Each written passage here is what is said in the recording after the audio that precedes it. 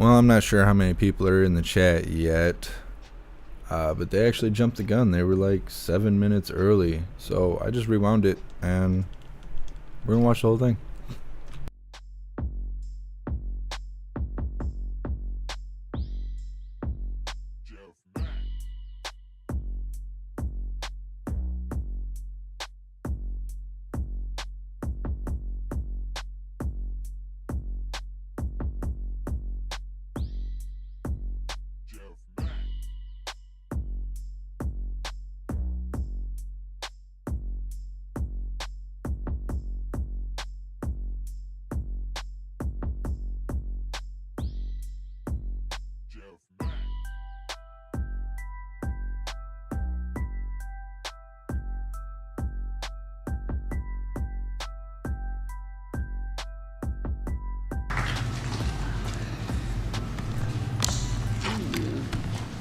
Good morning, everyone.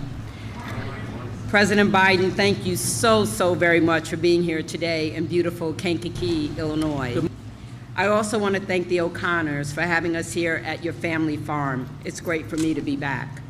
I know all of this planning could not have been easy and that you're already very busy around the farm, so truly thank you for hosting us for this important conversation. The war in Ukraine has global repercussions, which have made food more expensive for consumers and critical supplies like fertilizer and energy inputs more expensive for farmers.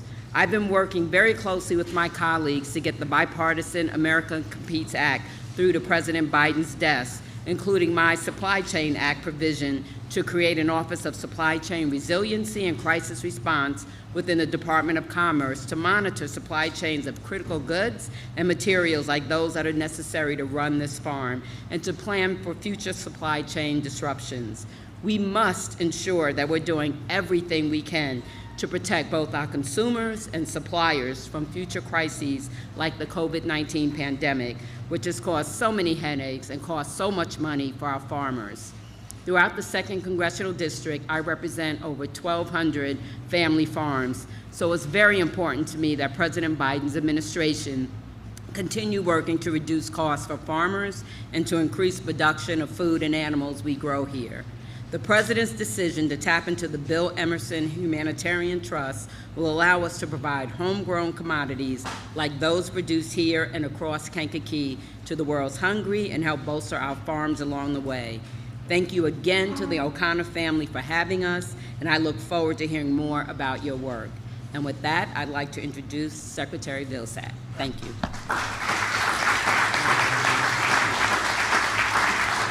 Congressman, thank you very much. And to the O'Connor family, thank you very much for this opportunity to see a tremendous operation. And, Mr. President, as you know, and perhaps very few people in this country fully appreciate, food and agriculture is a big business. It helps to employ 29 million of Americans across this country. It's 7% of our gross domestic product, and it is, in fact, the vehicle through which we become a food secure nation. So, folks, this is the reason why the President of the United States pays attention to agriculture and to food. It's why he directed me during the course of the early years and days of the administration to focus on exports, because we know Jeff and his family depend on exports. Opening up those ports and making sure that we got those empty containers filled with agricultural products in export markets. It's why he understood that to bring the cost of gas down, you also have to expand the supply, which is why it's important to support biofuels. And he instructed me to do $700 million of pandemic assistance to help that industry and $100 million to expand the infrastructure. It's why he understood and appreciated that farmers need a fair price and consumers need a fair price. And that's why it's important to expand capacity and competition, which is why we are focused on not only strengthening the Packers and Stockyards Act, but also investing in processing capacity. It's also the reason why he is concerned about the stresses that families across the country have, especially those who are struggling. It's why he instructed me to look for ways in which we could increase nutrition assistance to families in this country. But my main job here today is to introduce Jeff. You know, I've known Jeff for 20 minutes. He's lying. I don't know that guy. That's what I know about. He is incredibly committed to the land. He understands his responsibilities as a steward of that land. He's appreciative of the importance of investing in soil health and water quality. I know that to be a fact.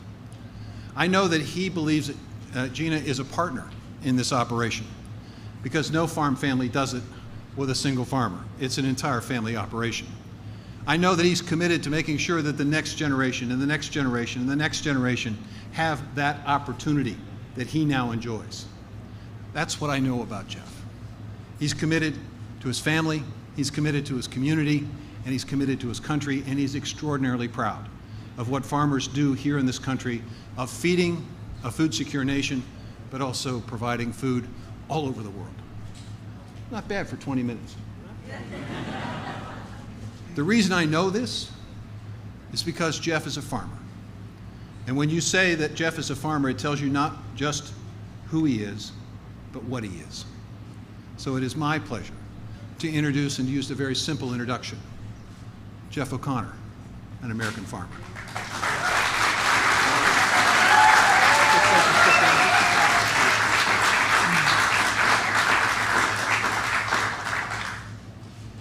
Thank you, Secretary Vilsack. You would think with credentials that go back 20 minutes, I would have been allowed to make an introductory remark that didn't have to be scripted, but they didn't want me to do that, so I'm just going to read mine. Thank you, everyone, for being here. I cannot express enough how grateful I am that you all took time out of your schedule to do this.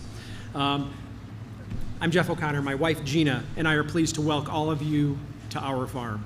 We just had the honor of showing President Biden around our farm and talking with him about the critical role American farmers play in not just keeping grocery store shelf stocked for the American people, but also in feeding the entire world. I applaud President Biden's efforts to place a spotlight on the global food challenges created by the Ukraine conflict right now. I also applaud his eagerness to work hand in hand with farmers to make healthy, high-quality food affordable and accessible for people everywhere. About 10 years ago, Gina and I had the opportunity to travel to both the Dominican Republic and Uganda on Christian mission trips. And we've been able to see what global hunger looks like firsthand and what real water concerns looks like. It leaves a lifelong impression. Nationwide, the farming community takes pride in the role that we can play to help in feeding the world and creating cleaner water. And we support President Biden's efforts to provide additional tools and flexibilities that will allow the American farmer to step up at a very critical time. One point of our discussion was the potential expanded use of double cropping. This would allow the production of soybeans after a summer wheat harvest. In essence, we have the ability to raise two crops in one growing season while simultaneously providing conservation benefits. These efforts need to be maximized. I appreciate both the President's and Secretary Vilsack's commitment to conservation and the creation of the tools of the administration is providing to invest in climate-smart agriculture, which I support and I practice. Mr. President, we are very honored to have you here, and the farming community stands ready to maximize production, which we do so well in this time of world need. Ladies and gentlemen, let's please give a warm Illinois welcome to President Joe Biden.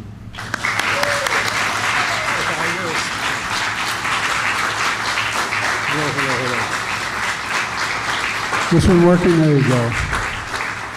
Please sit down. One of the things I want to put to rest, everybody looks at me and says, have you ever been on a farm? And I remind them that what nobody knows. I come from the state of Delaware. I represented Delaware for 36 years in the United States Senate before I became vice president. Single largest industry in Delaware and the Delmarva, Delaware, Maryland, Virginia Peninsula, that peninsula that goes down, is agriculture. It's a $4 billion industry. $4 billion, that whole peninsula. And we have more chickens than there are Americans, more broilers. And so, you know, I've been very, let me put it this way. If I didn't know something about farms, I'd have been a United States Senator for 6 years, not 36 years. But every part of the country is different. Every part of the country is different. But before I go on, I want to pay a little bit of a tribute to this guy right here. I'm going to embarrass you a little bit. This is the man who happens to be the son of the owners of this farm. And this guy is doing, you know, there's an old expression, God made man, then he made a few firefighters. Not a joke. Firefighters are incredible. Who's else crazy enough to run into flames, you know? But all kidding aside, what you're doing in terms of helping conservation as well out in Wyoming is astounding. It really is. I've been to, I don't want to make you stand, I'm sorry. The whole point of my raising this is, and we're not going to be able to talk much about it today, but conservation is also pretty darn important, and climate is pretty important. I've been to every major fire but 2 this year because FEMA is working again. We show up. We don't wait. We don't have to wonder. Governors only have to call me once. And here's the deal. More timber, more land, more buildings, more territory has been burned to the ground this year than an entire state of New Jersey, from New York all the way down to Virginia. The entire state of New Jersey. And so what this young man does and is amazing, what they do, and it relates to lack of water in most of the places. I've flown over those reservoirs that were 200 feet deep that are now 2 inches deep, literally, not figuratively. So one of these days I want to come back and talk to you all about conservation as well and the climate. But thank you for what you're doing, man. I really mean it. Thank you.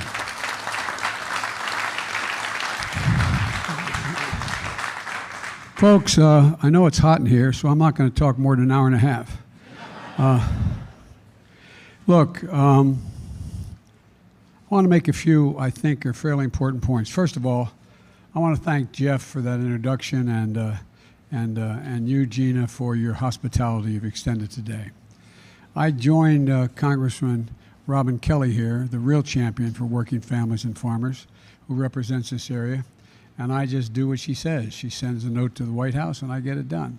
No, but she's a key player in infrastructure, getting high-speed internet, clean water to every person across this district. And I know we wanted to be here also was Dick Durbin and Tammy Duckworth, but they were going to come, but there's a vote today in the United States Senate, and they're unable to be here. They're two of the most genuine, reliable people I've ever worked with, and I've been doing this for a few days. And I want to thank Tom Vilsack. Tom and I became friends when Tom was governor in Iowa.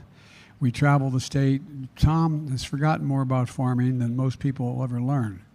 I'm sure this room knows as much, but the idea, Tom talks about how critically important that agriculture is to the United States in every single solitary way. But the real reason I'm here is to thank American farmers. Thank farmers. You feed America. You got us through a pandemic, and you're literally the backbone of our country. It's not hyperbole. But you also feed the world. And we're seeing with Putin's war in Ukraine, you're like the backbone of freedom. You know, I was at a factory not long ago, 8 days ago, down in Alabama, and they make Javelin missiles to help the Ukrainians stave off the Russians, beat them back in their aggression.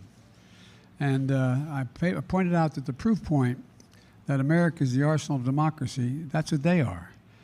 We always have been. We've been the arsenal of democracy. I stand here today to thank American farmers who are the breadbasket of democracy.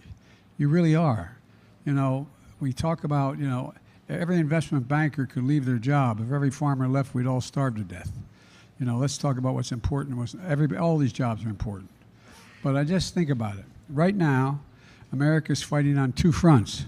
At home, it's inflation and rising prices. Abroad, it's helping Ukrainians defend their democracy and feeding those who are left hungry around the world because Russian atrocities exist. And Jeff and the American farmers understand Putin's war has cut off critical sources of food. Ukraine was the world's largest producer of wheat and corn and cooking oil, but wheat the largest. For example, Ukraine says they have 20 million tons of grain in their silos right now. 20 million tons. And guess what? If those tons don't get to market, an awful lot of people in Africa are going to starve to death because they are the sole supplier of a number of African countries. Somalia, I won't go through them all. But the point is this, that because of what the Russians are doing in the Black Sea, Putin has warships, battleships, preventing the access to Ukrainian ports to get this grain out. to get this wheat out. The brutal war launched on Ukrainian soil has prevented Ukrainian farmers from planting next year's crop and next year's harvest. And they're not doing too darn well in Russia either. Russia's the second largest producer. But we're doing something about it. And our farmers are helping on both fronts, reducing the food cost of price of food at home and expanding production and feeding the world in need. You know, I just toured Jeff's beautiful family farm. 800 acres of soybeans, corn, and wheat. We talked about farmers all across America, what they're experiencing today. In addition to Putin's war in Ukraine, it's been cold and wet this spring, like it is cold today. We waited for 90-degree weather until I showed up here. But look, many farmers in the Midwest have been put behind the 8 ball because of that. But it kept them from getting into their fields and planting crops. But as Jeff just shared, American farmers always find a way. They always feel something extra, a spark of patriotism. That's not hyperbole. A spark of patriotism, a sense of never giving up, of always finding a solution. To all our farmers, I want you to know, your Congresswoman, me, your Secretary, my cabinet, we have your back. Robin has your back. She's always looking at what's going on in the agricultural world. For example, we're reducing the red tape so it's easier for farmers to conserve inputs and double crop. For folks at home who don't know what double cropping means, harvesting 2 different crops from the same field in the same year. And that's what Jeff does with wheat and soybeans, which America is a top producer of, soybeans. And wheat will be harvested around July 4th if all goes well, God willing, and the creek not rising, as my grandfather would say. But look, then you plant soybeans in the same acreage. And he'll tell you, double cropping comes with some real risks.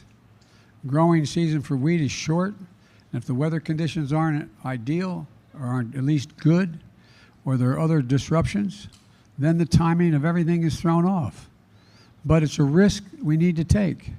That's why my administration is looking at how to extend crop insurance coverage to give financial security to farmers like Jeff who practice double cropping.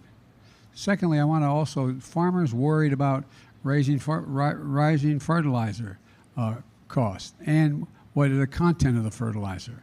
That's why earlier this year, the U.S. Department of Agriculture announced it would invest $250 million to boost fertilizer production. Literally on the plane out here on Air Force One, I turned to Tom and I said, Tom, double that. Make it $500 million. It's so desperately needed. We can't take chances. It's critical to get this done. Now, when we leave here today, I'm heading up to Chicago. You know where Tom's going? He's heading to the airport when we get to Air Force One. He's heading to Germany, to the G7. That is all the democracies in Europe getting together and their agricultural teams getting together. North America, Europe, and Asia, they're all part of it. And to solve some really big problems. They're going to see what actions we can take to increase fertilizer supplies globally and identify how we can work together to prevent export restrictions on food and agricultural inputs and bring more global production to market, which will stabilize prices and bring more certainty for our farmers and keep people from dying of hunger. You know, this bill's in other ways as well. My administration has been working to drive down the cost to farmers, and Tom mentioned it a little bit, and prices to consumers. To reduce gas prices last month, I was in Iowa, at a biofuel processing plant, and I announced an emergency waiver to allow E15 gasoline to be sold across America during the summer. It's an extraordinary effort, but it had to be done for this summer. E15 uses more ethanol on crops grown here in Illinois and elsewhere around the country. It would reduce the cost of a gallon of gasoline at the pump by 10 cents per gallon. Every little bit matters. I know it's a big deal, and Robin is a big supporter of this, and she's pushing it in the House as well. Only 4 big companies, by the way, control more than half the markets for beef, pork, and poultry. Without meaningful competition, our farmers and ranchers have to pay whatever the 4 big retailers say they'll pay for their chickens, their hogs, and their cattle.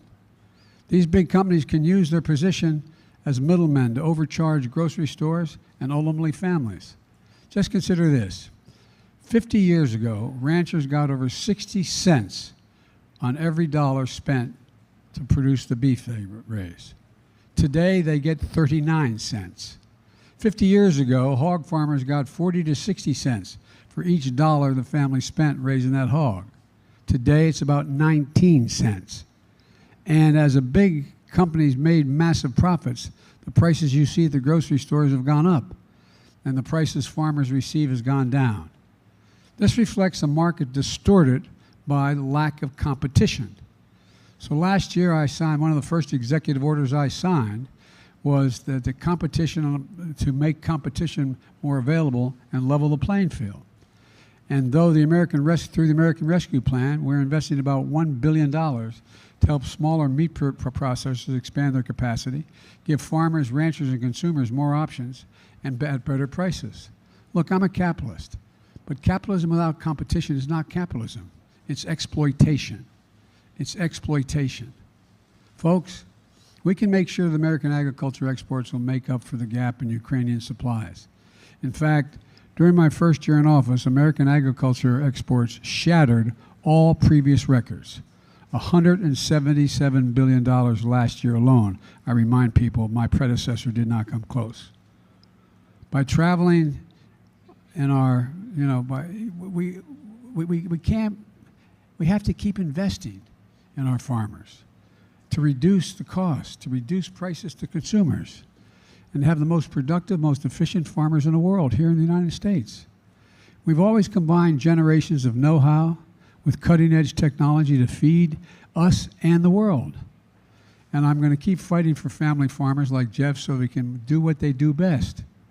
I hope Congress is going to join me. I know Robin's going to fight like hell to have it happen, and working hard to invest in farmers like Jeff and feed America and the world. That's what we have to do. Let me close with this. Look at the family farms like this one as a reminder of the bounty, beauty, and generosity of this nation. I know this, and you're tired of hearing me say this for the last 2 years.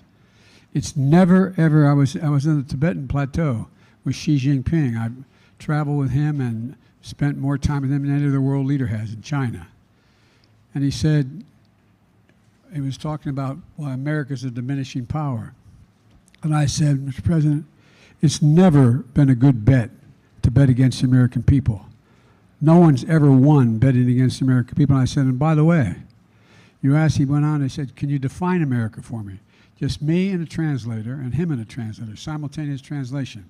By the way, I turned all my notes over to the State Department. It matters. But, what happened was, he said, can you define America for me? And this is God's truth because it's been quoted 1,000 times now. I said, yes, one word, possibilities. We're the only nation in the world that has come out of every crisis stronger than we went in it. Oh, damn. He's pissed now. He don't know why, but he's mad. No other nation has done that. Whose lives matter? Some places we're called the ugly Americans. We think we can do anything. We know we can do anything. We know. This nation leads the world. We stand up for freedom. We're the United States of America. And when we are united, there's not a damn thing we can't do. It's not hyperbole. It's a fact. As a student of history, it's a fact. There's nothing beyond our capacity when we work together. Nothing. So I'm here to say, God bless our farmers. And I mean this sincerely. God protect our firefighters. And may God protect our troops. Thank you for what you do. America owes you. They owe you big.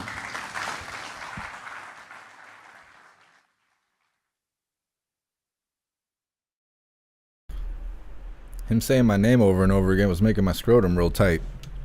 Alright, I was supposed to leave the house 3 minutes ago, but I hung it out to hang out with the hooligans. Here, give me a second.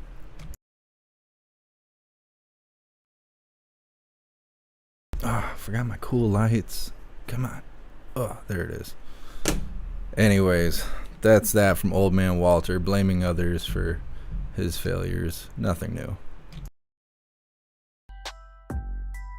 So we're going to wrap this up. We already did the Pledge of Allegiance during the last live. We have another live coming up in about 2 hours, 10 minutes.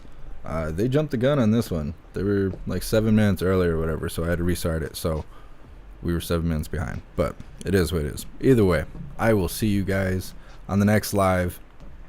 About 2 hours. Let's do some shout outs first really quick. Thank you so much, Mark Hill, for the $7 in donations, and thank you so much, Snooks, for the $20 in donations, and thank you for everything you do for me, Snooks. You're awesome. All right, everyone, we will wrap this up, and I will see you guys in 2 hours. Until then, stand tall, shine bright, and that's a wrap.